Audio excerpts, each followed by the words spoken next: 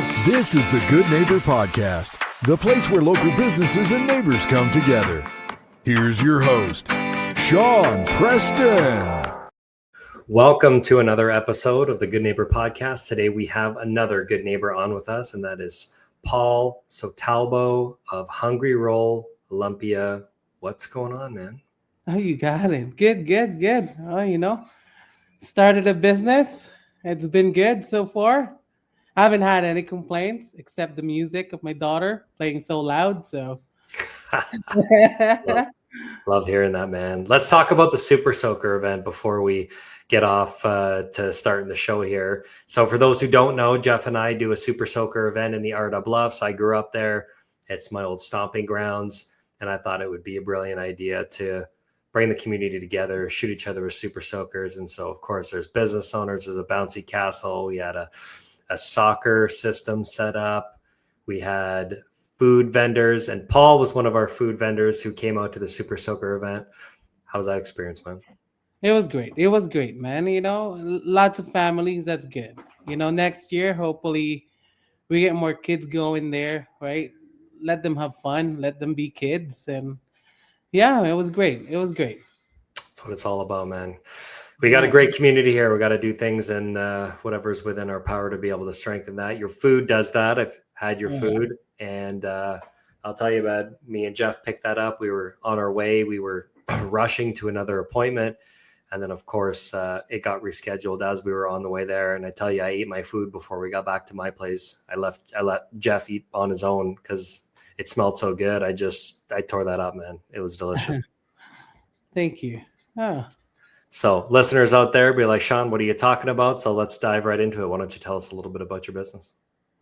Well, we have Filipino food, which, my expertise is the lumpia.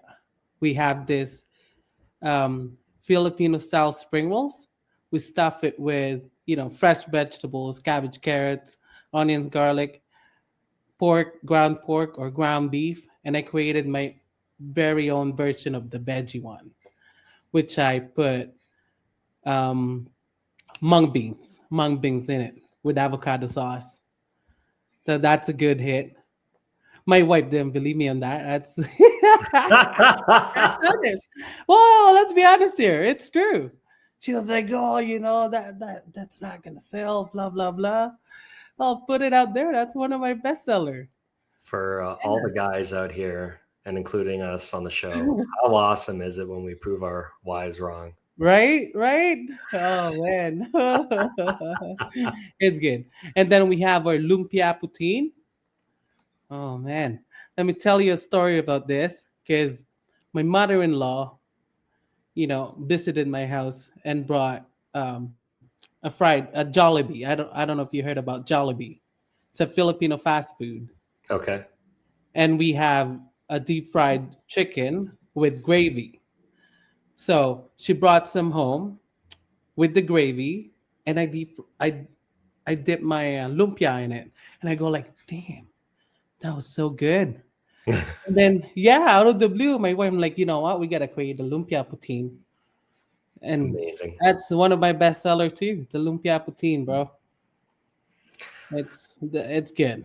Love it. One of the best parts about living in our country is how diverse it is.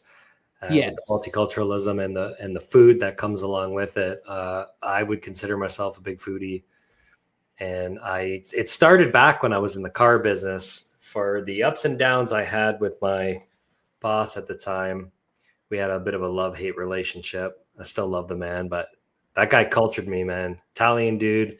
And we were going eating out at lunch every time he came in, and he realized I was this quiet white boy from Barrie, Ontario, and he's going all over the GTA and calling on car dealers at the time and all that stuff. And he's like, I got to culture this young man. And in the food and the culinary arts, he for sure did that. So I had the chance and pleasure to start sampling all over the place. And of course, being as a foodie as I am and loving all the different flavors and textures of food out there. And then I came across your food. I haven't been overly exposed to it, to be honest. But yeah, big fan. Good food, man. You make good food.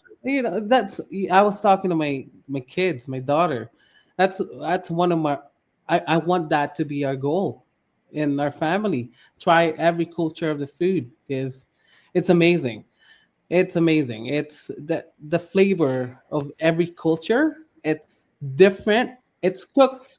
It's cooked in about the same way, but that little twist, it'll take you to a different dimension, bro. Yeah, man. And you have your authentic, right? You have your authentic foods, but Yeah, then they're getting into fusions and stuff. And so now you're fusioning up different cultures of food, and that's also yummy yeah. as well too, right? Oh yes. And the good thing about Filipino food, we've been colonized with, American, Spanish, Vietnam and all those other countries. So we adapt their cooking style. So we have our, curries, we have stir fry noodles, all those in one culture, and it's boom. I think it's Filipino food is one of the great food out there. So there you go. If you haven't tried it, you got to get there. At least get there. Take it from me if you're not going to take it from Paul, and get out there and Okay. try it. So, all right, Okay. let's talk a little bit about the personal journey. I know a little bit of your stories. We had a chance to have multiple conversations before you came on the show. But for those who don't know you, tell us what your journey was like leading into doing what you're doing today. All right. Well, let's go dive deep, man, because it actually a good story. My story is I was adopted. I came here. I was 17 years old. I was lawn mowing. I was babysitting. I work at Wendy's. I managed Wendy's for a couple of years. I just didn't stop. I didn't stop, man. I have that personality that I don't go out really much, and I save a lot. I just save, and I was in Mexican restaurant for 14 years. I was in that box for 14 years, and I was like, oh man, I'd never seen my kids. Well, I do, but I miss so much with my kids. So that pushes me to where I'm at right now to open up my own little jail, pretty much. Yeah, yeah, yeah. Right? Yeah. And so far it's been good. It's been a lot of we spend a lot of time, my whole family in this food truck. It's a lot of time. And it's not I there's a lot of people messaging me, you know, how do I start? How do I do this? Because they all wanted it, right? It's a good little business. But let me tell you this. Those people that wanted to do it, they have to have the passion to it. They have to know from bottom to top, because you have to be a plumber, you have to be an electrician, you have to be a driver, you have to sell, you have to cook, and all those things. And yeah, without my daughter and my wife, it's a family business. That's it, man. We all have to, play our part. And yeah. So, for those who have never heard of you before or had the pleasure of meeting you like I have and seeing your setup, let's describe it. Not everybody's on video. Some people are listening in their car right now or just listening to the audio version of this. So, describe us, because it's not your traditional brick and mortar restaurant. You got wheels under the thing. Yeah. So So you're mobile, right? So they can find you at community events. You yep. have your regular spot that I see you parked at all the time. Let's tell our listeners where are you located? Yeah, so we're Where can they located find at you? 657 Bayfield Street North, There you go. and we're working on building another one, because uh, you know, every time we're out at the events, we're not in our, permanent spot. People get mad, and we would get a message like, "Oh, we drove all the way from Innisfil. Some of them are Markham to try your food, and we're not there." So yeah, we're doing our very best to build another truck that we could have permanently there. Beautiful. So you got the one food truck. So yeah, for those who are listening, it's a food truck. is you got a permanent spot on the end of Bayfield Street. Just go past Paul Sadlin right at the gas station. Then you make a right after Hanmer. That's where he's at. You That's in got my it. neck of the woods. So I can say that with confidence. And then of course visiting all of the festivals around and stuff like that. I think a second truck is definitely a great idea. What are you doing in the winter, man, when it's like It's cold great. outside? I'm gonna build another truck. I'm gonna build a deck for that place. A little, a little divider. A little fence that where I could, put some plants around, make it nice and you know refreshing for the eye refreshing for my customers. Right. Beautiful. I want to make it nice, but I wish we have a magic ball that would print money, right? Wouldn't we we all? we all, you know what? We all just trying to swing by here, and I believe that doing a good thing to people is that's what it is, man. You can't beat that. You do it for the people, will be good, Awesome, right? man. 100%. So tell us, any myths, any misconceptions out there when it comes to Filipino food in general? Um, you know what? I wish I could tell people that they gotta try some other food. Like, you know, there's a lot of good foods out there. And it's not just burgers and fries and the thing is they have to step out of their comfort zone, right? And I got lots of people that tried it and they're like, oh my god. Them they and their kids when they try the lumpia, the our spring rolls. That's it, man. The kids are crying out loud every time. I gotta go to that food truck. I gotta go to that food truck. So it's good. It's been good. Love Yeah. hearing that. Oh Well, yes. I know you put on a lot of time into being in the jail, the tiny jail, like you like to call it, in the food truck. And I know that things are better off now that you're getting to spend more time with your family because you get to do it together, which is super cool. But work is work, right? Yeah. And there we gotta live Let life. me pause 1 sec because Okay. this is really good. Yeah. I'm gonna. You know what? The best part of this, when I go to those events, I could bring my kids, and we've been to this Aurelia, waterfront Aurelia, where they have pirate event. Yeah. Everyone dressed like a pirate, and we didn't never know it existed, right? And my kids were so blown out about all those events, man. Yeah, so that's It's a one of great the atmosphere questions. for them to be in. Yes, It's a great atmosphere for your business and it fits for your kids. Like you can't fit a better puzzle piece together than that. and that's one that soccer party, man. No, they enjoy it. My kids were all over the place, and they love it, man. There Thank you you for go. that. So No, if it's you're good. bringing your kids in to come and have a bite, they're going to have someone to play with, most likely, while you sit down and enjoy some awesome food. So when you're working on the business, you're working on the business a lot, right? Super passionate. There's a lot that goes in when you're in the food industry and serving up delicious food to customers. But when you're not working on or in the business, what does Paul like to do for fun? Just my kids. Just my kids, man. That's all it is. So what do you typically do activity wise with them? We go out to the park. I always ask them what they want to do. They want to watch a movie. Let's watch a movie.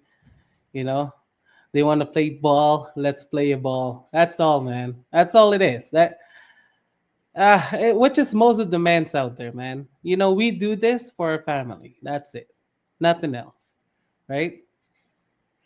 Love hearing that. I am in the process. Both my wife and I were considering now expanding our family and setting deadlines and all kinds of that fun stuff. So I just right before you I had a mortgage broker on and he's got a 3-year-old and a 5-year-old. So we were talking about kids and now I'm on with you and we're talking about kids and I'm thinking about doing the same thing now. So they're starting to get into that realm now, starting to get excited to talk about it. 10 years ago, I didn't want to have that conversation. Now I'm just right jacked to keep talking about it. Talk about it for hours. I don't even have, well, I do have one. I have a 19-year-old. that came along with the package with Julie, and learn how to be a father. And she calls me dad, which is pretty sweet. So we have, I got the little family dynamic, but yeah, we want to expand that and have some little ones running around. So that's pretty cool. I love hearing it. I love hearing you talk about it, man. All right, that's all, man. You know, you're after your hard work, you sit down with the kids, you just hug it. It all goes away, man. That's How it. old are they now? I got 5 of them. Holy shit, man. Really? Yes, sir. You're a machine, man. Yeah, man. That's it, though. That's it. They're blessing. My wife is, she wanted more, to be honest with you. Damn, where it's just, I wish we're getting younger. But you know what? Let me tell you this. They give you energy. They give you energy, right? That little ones is like, yeah, it makes you get up. It makes you do the hardest work that you could imagine, right? And again, because you want the best for them. That's it, So how right? old? Let's go from youngest to oldest. So I got 18, Yeah. 12, 8, 3, and almost 1 year old. Wow, man. October 18, she's turning 1. That's my little princess. Nice. You got a little bit of everything going on in there. Yeah, yeah. Oh yes, it's a busy house. Busy house. It's like the veggie spring roll, Right. eh? There's just a bunch Uh, of... oh yeah. Yes. At least I got an older one now that, she helps a lot. She's a she's a very nice 18 years old girl, and she helps out a lot and with the kids too, right? Yeah. So Beautiful, man. We'll love hearing all about it. Let's maybe switch. We'll switch up gears. Something more on a serious note. A question we always ask on the show. Life is life's tough sometimes, right? It throws it is. things at us, and sometimes it's out of our control. We go through challenges, we go through hardships in life, and some people experience those more than others. Some people not so much, and we consider those the lucky ones. But it's really about the way that we overcome these, right? How we look at the glass half full. Mm-hmm. Try to pull silver linings when things like we have to grow as human beings. Like usually we grow from failure, right? Failure is okay. It's if you fail forward and learn from those mistakes. But Yeah. Sometimes things are a little bit more rough. We go through the phase of suck, but it's all about that mental attitude on what we take from that really make us stronger. It's how we all evolve. So you ever gone through any life challenges? You pull some silver linings from anything, some hardships in your life? Damn. I've been through a lot. Like I almost died like 9 times. Really? You're like a cat. Yeah. I fell from a tree. I got hit from a bicycle. Um, it goes on and on, right? I think that's one of the things that makes me stronger, right? I was really literally out for like almost a minute down in Ottawa, right? And I woke up, everyone's crying. There's a paramedic. There's you know, and I lost my mom and dad. I was young, so I was out there seeing the world, the dark, the light, everything. I've seen it all, That's right? wild, man. Yeah, and my dad always says, whenever you're down, and this is in my head all the time. Whenever you feel down, you're not the only one. There's always someone else that's there, can't barely eat, right? Like dying. So that's always in my head. Every time I do stuff, I always every time I'm down and I made mistake, overall, like that's all I say. That's all I think of. There's always one guy that's having the worst day with me. The world is so busy. We all Yeah. we get caught up in it, right? You leave your house, you're walking around, you're walking in the grocery store, you're walking around wherever, maybe you're in the mall, whatever it is, you're at work. You know, you're passing by people, you're having conversations with people. Nobody knows what's going on in somebody Right? else's life, and everybody's going through a little bit of something. I try to do the same thing. I mean, the one thing that's come from the podcast that I've been able to take away, having, you know, Jeff and I have done 400 of these now. So we've had lots of conversations, hard conversations, some sad conversations. I've cried on the podcast before. I've had people cry with me. Like, we've had some pretty deep conversations on this show. And every time something, you know, we ask that question, I get hit with something, and it's all over the map with what people are going through. And I try to take that away, right? You're having a bad day and it's like, man, I just had a crazy conversation. Like, that person went through this in their life, and it's, you know, how could I ever be upset over this, something so minuscule, Right? you know, that's Right? happening in my life. And I try not to dwell on those things and just quickly move past them and stay in a positive mindset. And knowing that, you know, whatever happens in life, it's, I call it the phase of suck, right? You're going to go through something. Eventually it's going to turn around. Obviously you can't replace somebody if we're talking about losing a family member or something like that. But I try Yeah. to take the positives with you, do what you can, right? Because we got to move forward from these things. Mm-hmm. Oh yes. And this is one of the best thing about my food truck. When I go around, I met so many good people that, you know, when I was in that cage for 14 years, I didn't know it existed. There's lots of good people there. It's amazing. And that's keep me motivated really to do this, you know. The people, it's I met so many good people. Yeah, we have a lot of them here in our I community. can't I can't I can't remember their names, but Yeah, yeah. I Well, know they're good people and they're pure, man. That's it.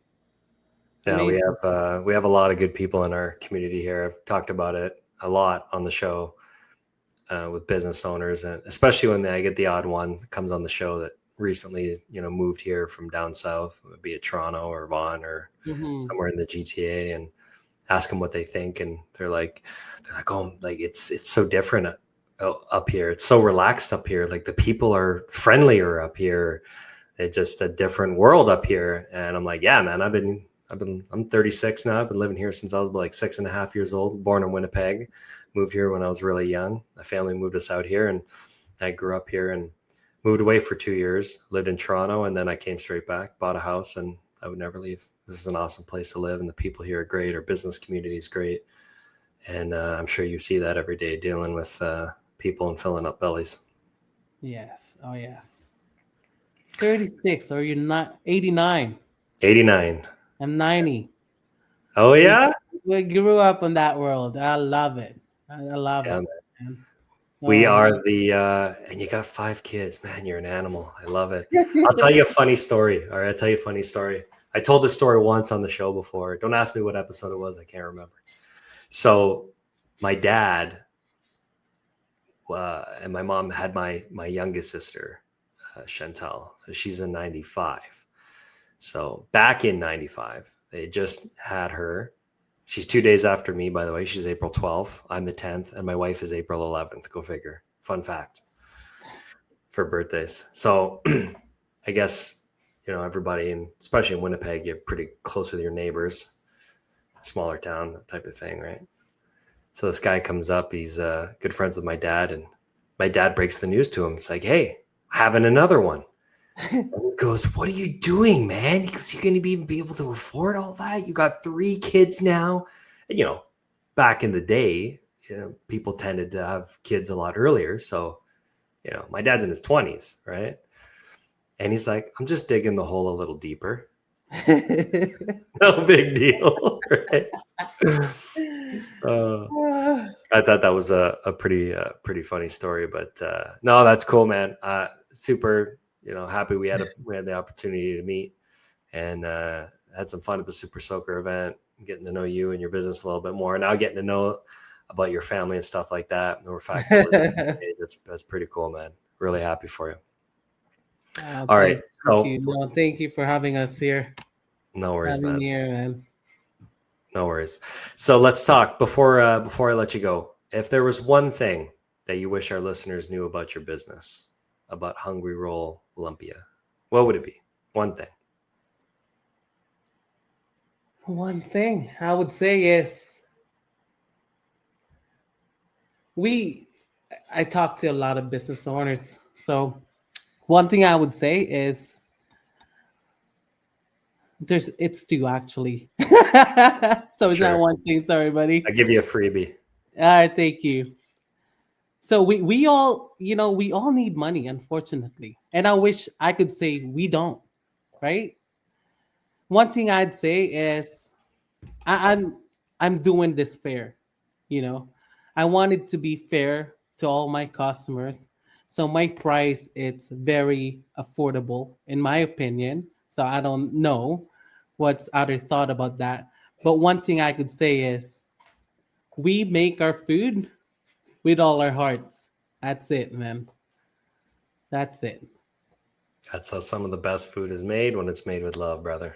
Yes, sir. That's Very it. cool. We don't play around when it's come to cooking. Yes, that's Love it, hearing it, man. man. Well, I know definitely there's going to be some people who are interested. They want to know a little bit more. Maybe they're curious and they want to come and check it out. So, for those who are, what's one of the best ways that they can get in contact with you? Yes. Say that again. Sorry. What would be one of the best ways that our listeners could get in contact with you? Well, we have Instagram. You type in our Hungry Roll Lumpia. It's there. Facebook. We're working on our Google. So hopefully, when you type it in the Google, we'll show up there. We'll be Beautiful. there. We'll So, be there.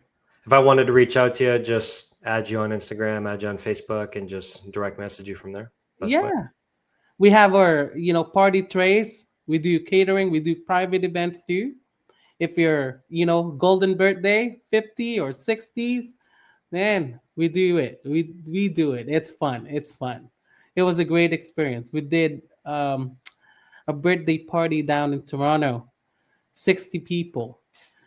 But Nice. some people when it's free, right? Holy, they ordered like so much food, right? They want to try everything. Oh man, that was a great experience. So yeah, we park our truck, on your driveway or backyard, whatever would work, right?